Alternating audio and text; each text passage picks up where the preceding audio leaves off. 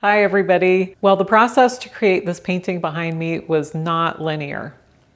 The process was all over the place. Today I'm going to share with you the rather shocking transformation from the painting on the left to the painting on the right. This video has been in process for a while because I've actually repainted the painting behind me a lot. And now that I've finally finished the painting, I think you'll enjoy hearing my thoughts as I solve some problems that cropped up with this painting and trusted myself to make some decisions to move forward. And it felt good to be creative and not worry so much about the outcome. So let's take a look and see how things evolved. Here's the early beginning of my painting. The original concept was very concrete. The main photograph was really enticing for its sense of light. And that's what I had for the initial concept for the painting. So I was working from a single reference photo of this building in a garden. It is light-filled, but in hindsight, I realized that my choice was very literal. And I know by now that it's usually better for me to work from multiple photos. However, to explore artistically, it doesn't hurt to start with one photo to begin with because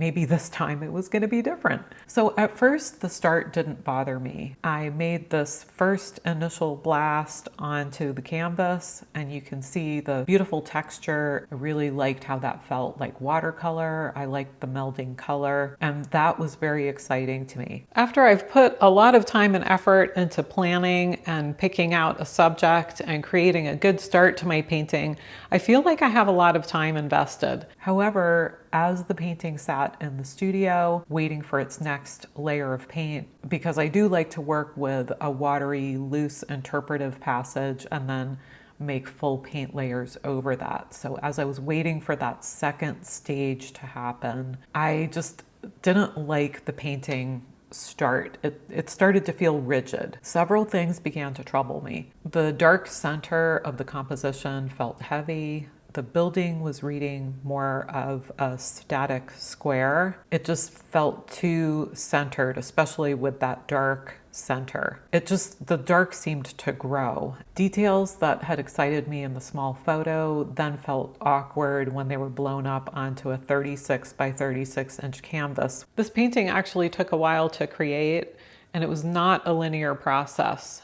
It had 100 steps forward and 200 steps back. In the end, going back to my favorite things was the solution to creating a very challenging painting. My objective was to achieve a sense of light in the garden, very strong sunlight and kind of a late afternoon look with perhaps a golden glow. And instead, the result was an illustration of a structure. So again, instead of growing on me, the painting became less convincing the longer it sat in the studio. At that point, I realized something important after living with it. Even though I thought I had made a really good start and connected to the subject, upon self-reflection, I had not. I had entered into that dangerous territory of copy the photo. So I changed the approach. A great successful strategy for me in the past has been to look for a completely different set of reference images. And I have gotten asked, how do you cobble together different photographic reference? And this will answer that question of how. I looked at my references of Charleston and imagined myself walking through the streets. What was interesting to me when I was walking and what was not.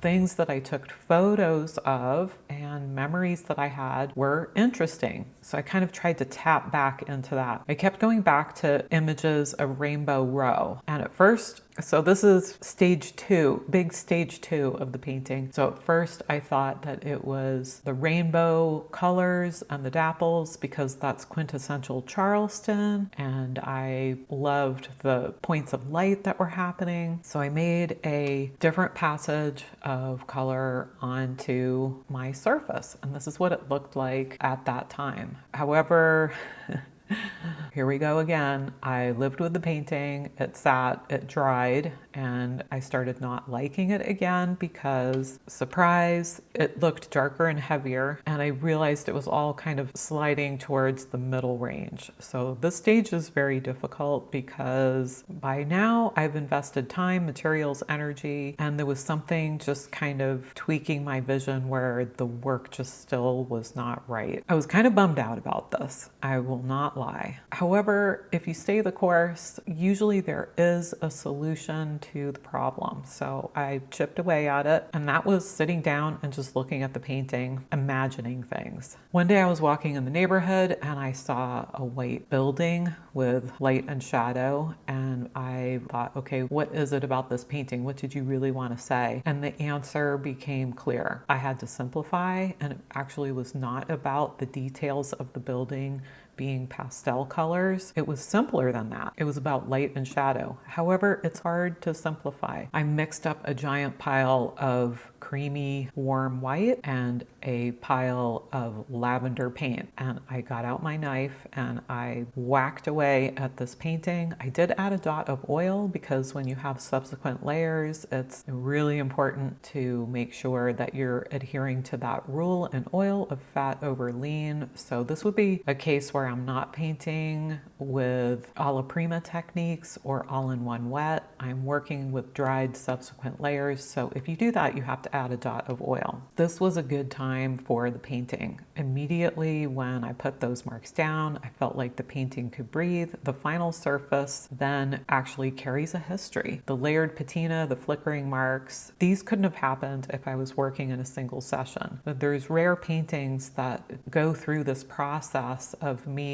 clarifying my intent. I tell students it's scrape and restate. And of course, a painting is great if you can paint on a very linear fashion, start to finish. But I would say 80 to 90% of paintings do not experience that.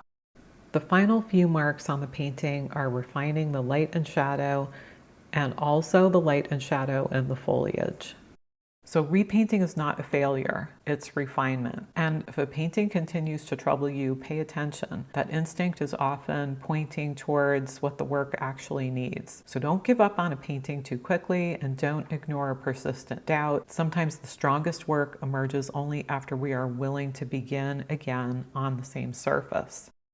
It's really cool to see the before and after. I'm glad I kept a record of this.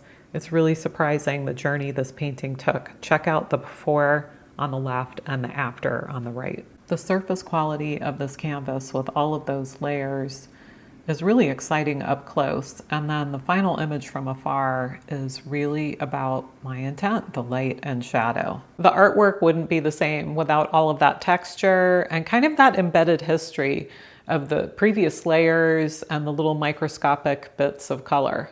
I do end up liking the layers that developed on this. Plus, I like how the composition came out. Not all paintings are difficult to create, and I try not to label one as difficult and one as easy, but some go faster than others. So I do have some videos where the process was pretty straightforward and decisions were easier to make. I'm happy to create content here for the artistic community on YouTube. Give me a comment below if you'd like to see a certain topic covered. I sure appreciate you being here and liking and subscribing. It does help my channel to grow.